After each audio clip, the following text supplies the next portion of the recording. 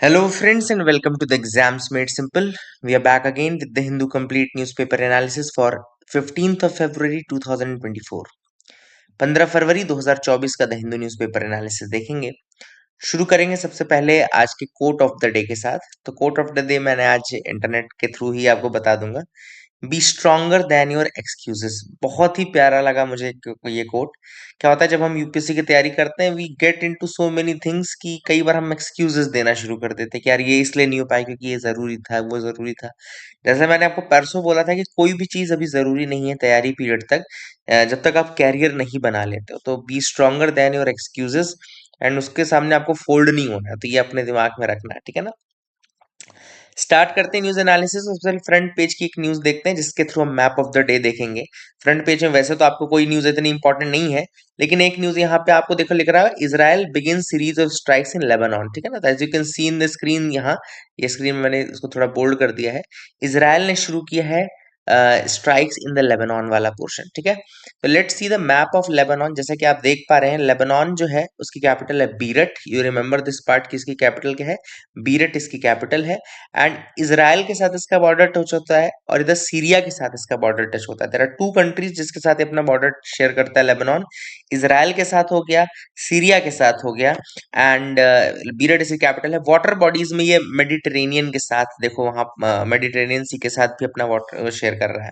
अच्छा, यहाँ पे याद रखिएगा कि जो इजराइल वाला पार्ट है और सीरिया वाला पार्ट है उसके बीच में गोलन हाइट्स आता है। तो Golan Heights is actually a portion of Syria, जो कि किसके कंट्रोल में रहता है, वो इजराइल के कंट्रोल में रहता है। As you can see these are the things which are important. कुछ इंपॉर्टेंट सिटीज के नाम अगर मैं बोलूँ तो ट्रिपोली एक बहुत इंपॉर्टेंट सिटी है जो मैं आपको बता सकता हूँ। Tripoli is an important city in in in your Lebanon, जो कि इंपॉर्टेंट है। और लेबनान में एक ग्रुप काम करता है, आतंकवादी ग्रुप है जिसको हिजबुल्ला बोलते हैं। ठीक है ना। तो अगर आपको कभी मैं अगर मैं यहाँ भी आपको लिख के दिखाऊं हिजबुल्ला, तो आप देखेंगे कि वो आपको बोलेगा कि ये एक ग्रुप है जो कि कहाँ पे काम करता है। This group works in Lebanon. देखो, Hezbollah commander among 10 killed in Israeli strike. तो हिजबुल्ला के कमांडर की भी अभी 1 घंटे पहले की न्यूज है। तो देखो अभी अपन और ज्यादा लेटेस्ट भी आ गए। कल ये न्यूज आएगी, आप देखेंगे इसराइल ने स्टार्ट किया है इनके ऊपर अटैक करना, तो उसमें उसका कमांडर की भी डेथ हो गई है। तो that is a thing which is important. I hope you got clarity regarding that as well. Start करते हैं आगे की दूसरी न्यूज आइटम्स के साथ और देखते हैं क्या इंपॉर्टेंट है। तो कल 14th फिफ्थ था, that was the Pulwama attack day. मैं आप लोगों को एक कविता सुनाऊंगा कभी, मतलब लिख दूंगा, सुना दूंगा। मैंने पुलवामा अटैक के बाद ही लिखी थी वो कविता। That was one of the closest poem which is very close to my heart. दूसरी न्यूज पे आते हैं। Reconsider the move to withdrawal of free movement regime. तो हालांकि ये मैंने आपको पहले भी पढ़ाया हुआ है, दोबारा एक बार बता रहा हूँ। फ्री मूवमेंट रिजीम, अभी सेंटर ने, आपको पता होगा कि होम मिनिस्ट्री ने कहा था कि हम फ्री मूवमेंट रिजीम जो है अपने इंडिया म्यांमार बॉर्डर पे बंद कर देंगे। फ्री मूवमेंट रिजीम क्या है, आपको पता होना चाहिए कि इंडिया और म्यांमार के बीच में 1643 किलोमीटर का बॉर्डर है। There is a 1643 kilometre border in between India and Myanmar. Free movement regime जो था, इट्स एन एग्रीमेंट जिसमें ये कहा गया था कि दोनों तरफ, दोनों कंट्रीज जो है 16 किलोमीटर तक, with in the 16 kilometre reach in each others territory, वहां वो जा सकते हैं विदाउट एनी वीजा। ठीक है ना, विदाउट एनी वीजा वो जा सकते हैं। एंड अभी एक हफ्ते पहले ही जो अमित शाह जी ने अनाउंस किया कि centre will withdraw the free movement regime, है ना। तो मैं देख लेता हूँ फ्री मूवमेंट, लेट मी सी की ये अपन ने पढ़ाया भी था, फ्री मूवमेंट रिजीम, है ना। तो नोट्स में भी मैंने आपको बताया था, बट पता नहीं इसमें मिलेगा कि नहीं। कभी नई वेबसाइट है अपनी, तो नई वेबसाइट है, यहाँ पे देख लेते हैं, है ना। और कुछ अगर फैक्ट्स हैं तो वो निकाल लेते हैं अपन, we will find some other facts from this. तो यहाँ पे ये इंडियन एक्सप्रेस का एक आर्टिकल है, आप देख सकते हैं। ये तो आपको पता है ना, फ्री मूवमेंट रिजीम। देखो यहाँ पे लिखा है, what is free movement regime? It's a mutually agreed agreement between the two countries that allow tribes living along the border on either side to travel up to 16 kilometer inside the other country without a visa। 2018 में इसको implement किया गया था as a part of Narendra Modi government's act east policy, and at a time when diplomatic relations between India and Myanmar were on the upswing, है ना, upswing. तो उस समय बढ़ रहे थे। 2018 में किया गया था ये। And free movement regime was to be put in place in 2017 itself, but Rohingya refugee crisis कारण उस समय फिर उसको नहीं किया गया था। 2018 से किया गया था, ठीक है ना। एंड ये दोनों कंट्रीज के बीच में जो रिलेशनशिप है उसको इम्प्रूव करने के लिए है। एंड जो जो ट्राइब्स हैं, स्पेशली जो दोनों रीजन्स की, जैसे फॉर एग्जांपल मणिपुर और मणिपुर का मोरे रीजन है, वो बहुत क्लोज है म्यांमार के, है ना। कई लोगों के घर भी म्यांमार में पड़ते हैं, ठीक है ना। आई होप यू गॉट क्लैरिटी। इसलिए इस तरीके से नागालैंड का एक मोन डिस्ट्रिक्ट है, देखो ये सब अलग अलग नाम लिखे हैं, मोन डिस्ट्रिक्ट ऑफ नागालैंड, है ना। तो ये भी एक इंपॉर्टेंट चीज है जो कि बहुत क्लोजनेस है दोनों के लिए। अब ये क्यों इसको इतना डिस्कस किया जा रहा है? The illegal migration of tribal Kuki chin people from India into India from Myanmar is one of the key issues of the ongoing conflict। तो ongoing conflict का रीजन क्या है कि जो कुकी चिन पीपल है, they are migrating from Myanmar to India. And Meiteis ने काफी accused किया, अभी मितीज के उसके कारण भी काफी एक्यूज किया कि भैया बहुत सारे नार्को टेरर नेटवर्क्स हैं जो कि ये चला रहे हैं। तो that is the reason why the home ministry is saying that no we will be removing this free movement regime of 16 kilometres. I hope you got clarity regarding that as well, याद रखेगा। आगे move करते हैं, देखते हैं और क्या important news article है जिनके बारे में हमको डिस्कस करना है। तो लेट्स मूव अहेड, आप मेरे साथ बढ़ सकते हैं। यहाँ यहाँ तो ऐसी कोई न्यूज नहीं लग रही है।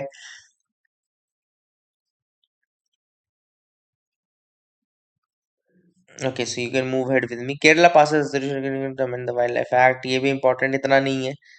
मिशन टू कैप्चर तस्कर फ्रॉम फ्रॉम एग्जाम, अगर हम एग्जाम पॉइंट ऑफ व्यू से देखें तो इंपॉर्टेंट नहीं है ना, यूपीएससी के एग्जाम पॉइंट ऑफ व्यू से ही हम बात कर रहे हैं। वैसे तो आपके जानने के लिए मैंने कई बार बोला है कि दादाजी आपके जैसा न्यूज़पेपर पढ़ते हैं और आप जैसा पढ़ते हैं, दोनों में डिफरेंस होना चाहिए। Always differentiate between the two, ठीक है ना। यहाँ पे एमएसपी के लिए लड़ाई है, हालांकि एमएसपी पे मैं आपको बताऊंगा। Centre uses British era act to block internet in Punjab. अभी एक इंपॉर्टेंट न्यूज ये है कि centre has used the British era act to block the internet in Punjab. तो आपको पता है जैसे पंजाब के फार्मर्स ग्रुप कर रहे हैं कि भैया हमको दिल्ली आना है, प्रोटेस्ट करना है, तो यूनियन गवर्नमेंट ने इन्वोक किया है powers under the British era act to suspend the mobile internet services in the selected districts, ठीक है ना।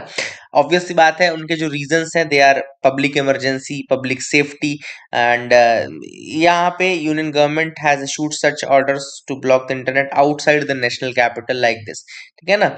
एंड ये लॉ एंड ऑर्डर चूंकि ये स्टेट का सब्जेक्ट होता है, the more usual procedure is for a state government to issue such order. तो ज्यादातर प्रोसेस ये स्टेट गवर्नमेंट करती है, बट हरियाणा में किया भी था स्टेट गवर्नमेंट ने, क्योंकि वो बीजेपी रूल्ड है, बट आम आदमी पार्टी रूल कर रही है पंजाब में, इसलिए वहां पे स्टेट गवर्नमेंट ने नहीं किया। तो नॉर्म्स से हटकर जो यूनियन होम मिनिस्ट्री है उसने दो ऑर्डर निकाले, है ना। And they were under the temporary suspension of telecom services, public emergency और पब्लिक सेफ्टी रूल्स 2017, है ना, of the Indian telegraph act 1885। तो इंडियन टेलीग्राफ एक्ट 1885 के अंतर्गत एक temporary suspension of telecom services, public emergency और पब्लिक सेफ्टी रूल 2017 है। 1885 का जो टेलीग्राफ एक्ट है उसके अंदर है ना। एंड ये उन्होंने कहा कि भाई इंटेलिजेंस ब्यूरो से उनको खबर मिली, इस कारण से उन्होंने इसको कर दिया। And that is the thing which is important. अब देखो यहाँ पे लिखा भी है, रूल्स 2017 में आए थे। They empower the union home secretary और states home secretary to pass directions to suspend the telecom services including the internet in an area due to public emergency और पब्लिक सेफ्टी, ठीक है ना। Any such order of the union home secretary has to be reviewed by a committee headed by the cabinet secretary within 5 days। तो जो कोई भी ऐसा order होगा उसको 5 दिनों के अंदर फिर कैबिनेट सेक्रेटरी रिव्यू भी करेगा। लेकिन ये पावर किसके पास है? होम सेक्रेटरी या state home, union home secretary या स्टेट होम सेक्रेटरी के पास ये पावर रहती है। तो I hope you got clarity regarding that as well, ये भी आपको समझ में आ गया होगा। अच्छे, that's a good thing to understand. आगे मूव करते हैं, देखते हैं और क्या इंपॉर्टेंट न्यूज आर्टिकल है यहाँ पे। Supreme Court to pronounce verdict on the electoral bond scheme today. तो लेट्स सी कि क्या हुआ वर्डिक्ट में, क्योंकि आज लेट पेपर बन रहा है। Supreme Court on electoral bond, देखो अब यहाँ पे सुप्रीम कोर्ट, देखो हिंदू में नो न्यूज आ गई है।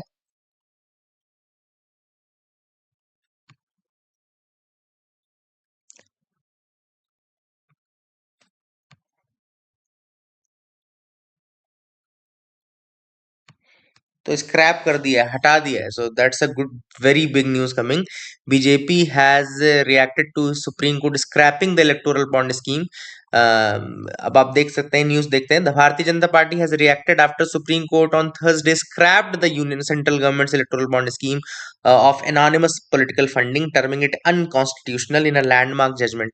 तो ये बहुत बड़ा जजमेंट है, आप एक तरह से समझ लीजिए। सुप्रीम कोर्ट ने अनकॉन्स्टिट्यूशनल घोषित कर दिया है इलेक्टोरल बॉन्ड स्कीम को। And the court order the BJP leaders were also saying that हालांकि इसको लाया गया था for the laudable objective of bringing transparency in electoral funding, that is a thing supreme court ने कह दिया है, मतलब कि फाइनली। तो यहाँ पे एक चीज याद रखिए कि सुप्रीम कोर्ट ने इलेक्टोरल बॉन्ड स्कीम को हटा दिया है। That's a very very big news coming.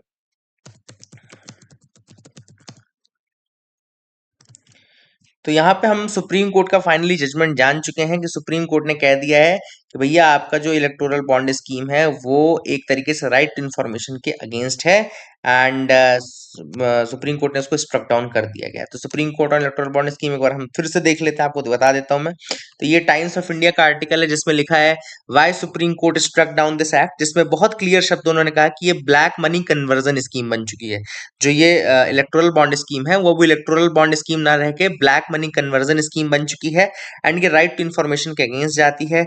इसके अलावा थोड़ा सा फैक्ट आपको इलेक्टोरल बॉन्ड के बारे में पता ही होंगे कि इलेक्टोरल बॉन्ड एक बियरर इंस्ट्रूमेंट है, प्रोमिसरी नोट है, जिसको एक इंडिविजुअल खरीद सकता है या कंपनी खरीद सकती है। सिंगली भी खरीद सकते हैं, जॉइंटली भी खरीद सकते हैं, और इसको 1,000 के मल्टीपल्स में खरीद सकते हैं। 1,000, 10,000, 1 लाख, 10 लाख, 1 करोड़ तक का अपनी पॉलिटिकल पार्टी के फेवर में डाल डाल सकते हैं। देखो यहाँ पे लिखा है कि it's a ray of hope, Kapil Sibal का कहना है। एंड याद रखिएगा इसमें कोई लिमिट नहीं हुआ करती थी, अभी लिमिट जो थी वो हटा दी गई थी। चाहे वो व्यक्ति खरीद रहा हो, चाहे वो कंपनी खरीद रही हो, और ये 15 दिनों के अंदर उनको रिडीम करना होता था कंपनी के मतलब उस पार्टी के फेवर में। अगर 15 दिन तक आपने इन कैश नहीं किया तो फिर उसका पीएमएनआरएफ में पैसा चला जाता था। तो जज ने कहा कि भाई there is a legitimate possibility कि क्विड प्रो को हो। क्विड प्रो को मतलब कि अगर आप आपका फेवर कोई दूसरा कर रहा है तो आप उसका फेवर करोगे। इसीलिए उन्होंने इसको हटा दिया और कहा कि भाई it infringes upon the right to information of the voter by anonymizing the contributions. अब भाई वोटर के ही आप अधिकार उनसे छीन रहे हो, उनको ही आप एनोनिमिटी दे रहे हो। तो ये बहुत ही गलत है। It's a very selective idea, and इसी कारण सुप्रीम कोर्ट ने कहा। और एसबीआई को भी कहा है कि आप डिस्क्लोज करो पूरी इन्फॉर्मेशन कि किसने किसने बॉन्ड खरीदे और कितना इनकैशमेंट हुआ है, कौन सी डेट को। 6 मार्च के पहले उन्होंने बोला है। I hope you got clarity regarding that as well. तो एक बहुत बड़ा डिसीजन है, आप इसके साक्ष्य बन गए हैं। It's a very important decision, very big decision that has came. अगली न्यूज पे आते हैं। अगली न्यूज है पीएम इनॉग्रेट कर रहे हैं अबू धाबी का फर्स्ट हिंदू स्टोन टेंपल। तो रेड सैंडस्टोन से ये बना है, राजस्थान से ही ये रेड सैंडस्टोन लाया गया है। बैप्स मंदिर यानी कि आपका बोचा सनवासी अक्सर पुरुषोत्तम स्वामी नारायण संस्था के द्वारा ये मंदिर बनाया गया है। यूएई में ये मंदिर बना है, and it's a very golden chapter for the Indian, मतलब for the Hindu religion and for the India overall. BAPS temple 27 एकड़ में बना है, बहुत ही ग्रैंड है, बहुत ही विशाल है, बहुत ही अच्छा टेम्पल है। आगे मूव करते हैं। Scientists are seeking more protection for the living fossil. तो अभी लिविंग फॉसिल कौन है? तो लिविंग फॉसिल है आपके horseshoe crab. They are the living fossils जिनकी बात चल रही है, हॉर्स शू क्रैब्स की बात चल रही है। Let's see the horse shoe crab. Horse shoe crab IUCN status, हालांकि मॉडरेटली करके कुछ लिखा रहता है, मॉडरेटली थ्रेटेंड है। ये थ्रेटेंड स्पीशीज में आते हैं हालांकि, ठीक है। They are threatened. IUCN red list में इसका हम स्टेटस देख लेते हैं। चलो इसी वेबसाइट पे देख लेते हैं। They are known as living fossils. देखो ये दृष्टि ने भी लिखा है, it is a marine chelicerate arthropoda. Arthropoda के कैटेगरी में रहते हैं ये, and they are that. Threat की अगर हम बात करें तो over harvesting for use as food, ये इसका सबसे बड़ा एक रीजन है। IUCN स्टेटस की बात करें तो अमेरिकन हॉर्स शू क्रैब जो है वो वल्नरेबल है। Try spine horse shoe crab जो है वो इंडेंजर्ड है। दीज आर द 2 स्पीशीज, और 2 स्पीशीज जो है वो लिस्टेड नहीं है, ठीक है ना। It is schedule 4 in wildlife protection act 1972। है ना, under which the catching and killing of a horseshoe crab is an offence. तो ये भी याद रखेगा, that is the thing which is there. ये इंडिया की तरफ से मैंने आपको बता दिया यहाँ पे। यहाँ पे अमेरिका में जो इन्वायरमेंटल ग्रुप्स हैं वो कह रहे हैं भाई कि हॉर्स शू क्रैब को आप और प्रोटेक्शन की जरूरत है, इंडेंजर्ड स्पीशीज है, they need protection American horse shoe crab and living fossilized, it is from threat from the commercial harvest and for biomedical use as well. अब देखो होता क्या है, मैं आपको दो चीज बताता, एक तो मैंने आपको यूज बताया इसका कि फूड के रूप में इसका हार्वेस्ट, कमर्शियल हार्वेस्ट किया जाता है। दूसरा इसमें बायोमेडिकल की फील्ड में बहुत इंपॉर्टेंट इसका एक यूज है, और वो यूज क्या है कि जो आपकी वैक्सीन टेस्टिंग होती है ना, वैक्सीन टेस्टिंग में इसका निकाला जाता है, ब्लड निकाला जाता है। तो that is what I have read today. यहाँ देखो लिखा है स्पाइन टेल्ड सी creature, spine tailed sea creatures होते हैं ये, named for the shape of their body shells, जो कि हॉर्स शू शेप रहता है इसलिए इसको बोला जाता है। एंड ये यूएस के mid Atlantic and gulf coast में पाए जाते हैं। The population has crashed down in recent decades a lot, इसीलिए इंडेंजर्ड स्टेटस में हो सकता है पहुंच भी गए हो, है ना। These are the basically species जिनको बहुत ज्यादा प्रोटेक्शन की जरूरत है।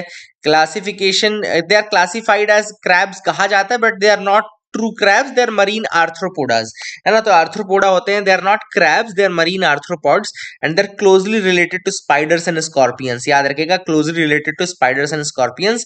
Horseshoe crabs are among the oldest living creatures on the earth with fossils of their ancestors। तो उनके ancestors के फॉसिल भी मिलते हैं, इसलिए उनको फॉसिल, लिविंग फॉसिल्स कहा जाता है। अभी भी रह रहे हैं, फॉसिल्स भी मिलते हैं, है ना, बहुत पुराने।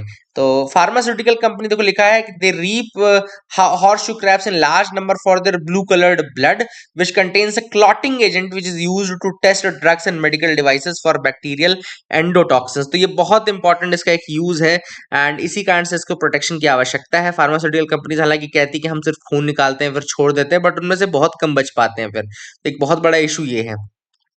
एडिटोरियल पार्ट में एक editorial demand that could hamper gender equality, Damini Chopra ने ये आर्टिकल लिखा है। देखो इसमें बहुत ही अजीब सा आर्टिकल, जब आप पढ़ोगे ना इसको तो आप इसमें देखोगे कि उनकी डिमांड कुछ समझ नहीं आ रही। उनका कहना है कि जो गर्ल्स हैं या वो हैं जिनको जो मेंस्ट्रुएटिंग एज में है, they should not demand for paid leaves in the जो उनका मेंस्ट्रुएशन का टाइम पीरियड होता है, they should not get the paid leaves. उनको पेड लीव्स नहीं मांगना चाहिए। क्यों नहीं मांगना चाहिए? बिकॉज उनके दो रीजन उन्होंने दिए। पहला तो ये कि जो स्टिग्मा है अराउंड दिस मेंस्ट्रुएशन वो और ज्यादा रॉक सॉलिड हो जाएगा, लोगों को लगेगा कि हाँ भाई जैसा सुना था वैसा होता है। तो दूसरी चीज उन्होंने ये कही है कि भाई अगर आप पेड लीव्स मांगोगे तो जो कंपनीज हैं वो ऑलरेडी हायर करने में थोड़ा हिचकिचाती हैं। फिर पेड लीव्स अगर आपको मेंस्ट्रुएशन में होगा तो उनको पता है कि हर मंथ आपको अलग से ऐसी लीव देनी पड़ेगी, तो that may hamper that also. और तीसरा जो जेंडर इनइक्वालिटी है वो और ज्यादा स्ट्रक्चर्ड वे में आने लगेगी आपके सामने। तो that is why you should not demand for that thing, है ना। हाँ उसको आप भले लीव लो, अनयूज्ड या अनपेड लीव्स आप ले सकते हैं, but paid leaves, asking for paid leaves will be a मतलब जेंडर इक्वालिटी के अगेंस्ट ही रहेगा। That will go against the idea of gender equality. This is what the author has said in this article. I hope you got clarity. यहाँ पे देखते हैं दो news article है। MSP guarantee across crops can raise income and demand. MSP हालांकि आपको पता है कि सारी चीजें उसके बारे में, बट मैं फिर से एक बार एमएसपी दिखा दूं।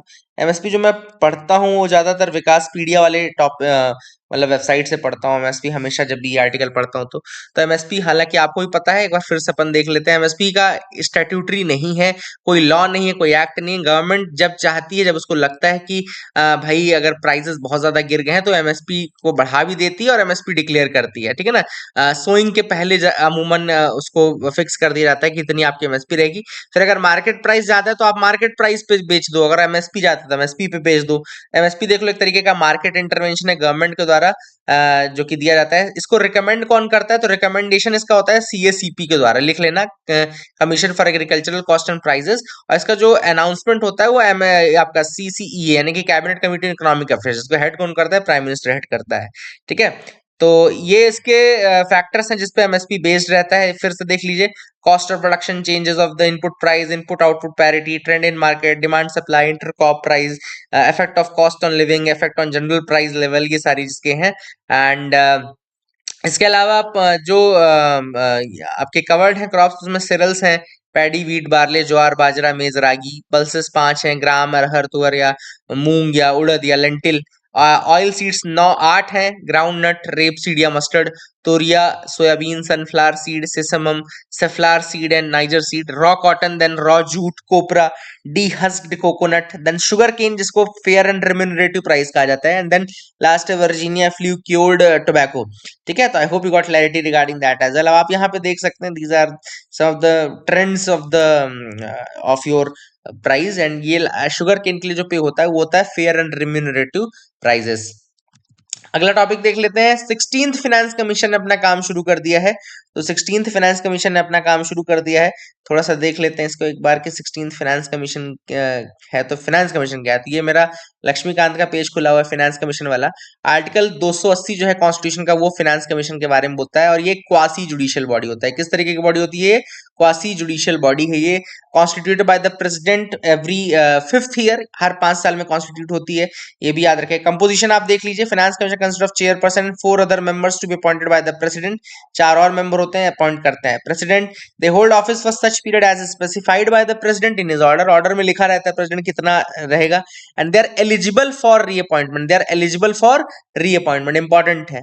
एंड इसके अलावा कॉन्स्टिट्यूशन ने ऑथराइज किया है पार्लियामेंट को to determine the qualification, and the parliament has specified also, parliament ने इसके क्वालिफिकेशन बनाए भी हैं कि chairman should be a person having expertise in public affairs, and 4 other members जो रहेंगे उनके क्वालिफिकेशन रहेंगे अ जज ऑफ अ हाई कोर्ट और one qualified to be appointed as one, a person who has specialized knowledge of finance and accounts of the government, a person who has wide experience in financial matters and in administration, and the person who has special knowledge of economics। ये चार जो हैं वो है।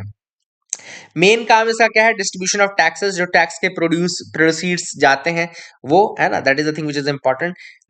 Recommendations जो होते हैं finance commission के, they are only advisory in nature, they are not binding upon the government. ये बहुत इंपॉर्टेंट है, देखो लिखा हुआ है। तो काफी इंपॉर्टेंट है। कई लोगों ने इसका कहा है कि बाइंडिंग होना चाहिए। फर्स्ट जो फाइनेंस कमीशन था उसको केसी नियोगी ने हेड किया था, देखो, फिर के संथानम ने दूसरी हेड की थी। अभी लेटेस्ट वाली कुछ मैं अगर आपको बता दूं तो लेटेस्ट जो है 15th फाइनेंस कमीशन एन के सिंह के द्वारा की गई थी। 16th का नाम आप मुझे बताएं कमेंट सेक्शन में, क्योंकि लेटेस्ट है तो बार बार आएगी, इसलिए आप मुझे बता सकते हैं अगर आप चाहें तो। ठीक है, I hope you got clarity regarding that as well. ये भी आपको समझ में आ गया होगा।